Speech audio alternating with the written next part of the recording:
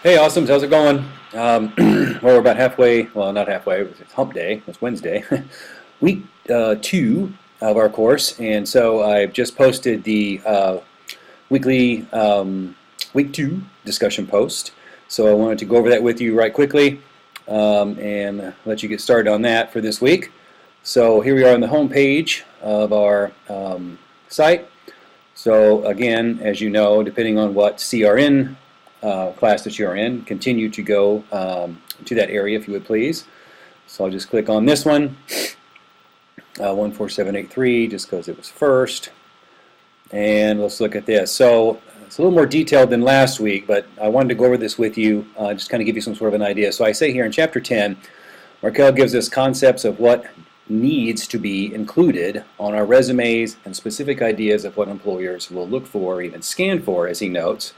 But he's not focused as much on design. Now I say that, and he does give us some sort of an idea. He does give us an example, one that's kind of a really, really good example. If you're looking at those with the pages in front of you like this, it'll be the one on the left. It's kind of the better one, if you will. And he also talks about the elements that go into the two different types of resumes, chronological and skills, right? So he kind of breaks it down into two. So I want you to think about some of those basic concepts and ideas. And then Kramer and Bernhardt, the Purdue OWL page, focus more heavily on specific elements for designing technical documents.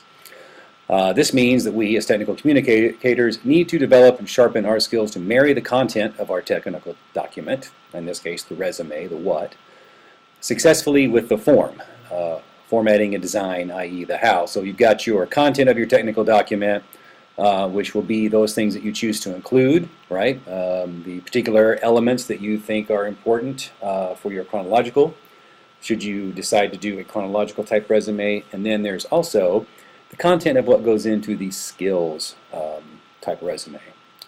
So we've kind of got all that going on, right? And so after reading our selections for this week and thinking about the resume project for this class, take a concept or two from Markel, specifically from Chapter 10, and incorporate design principles from Kramer and Bernhardt and the Purdue OWL page to demonstrate how you will put into practice what you have learned to write and design your resume for this class. So in other words, what are some things in Markel specific more to the content?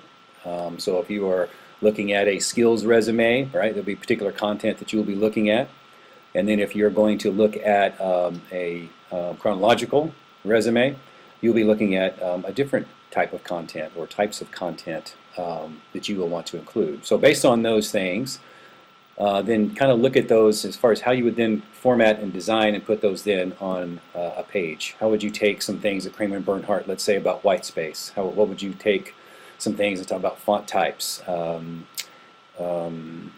So hierarchy, right? You can talk about serif and sans serif fonts, how you might look at headings versus the stuff that goes underneath the headings, and how you think about formatting those, active, passive white space, looking at the page as a grid, etc., right? Or did something stand out to you maybe on the Purdue OWL page as well, right?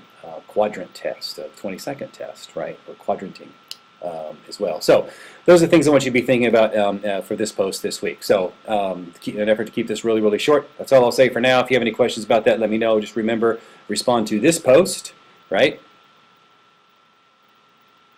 There. Respond to this post by Friday. All right, your initial post, and then as people start making their posts, make sure you respond to at least 2 of your classmates' posts. All right, and I will do a much better job at chiming in this week, provided my stomach stays homeostasis, I guess we should say, as long as it stays where it should be in my stomach. Okay, all right, guys. Thank you. Thanks for watching. Please let me know if there's more I can do for you. Have a great week. Bye.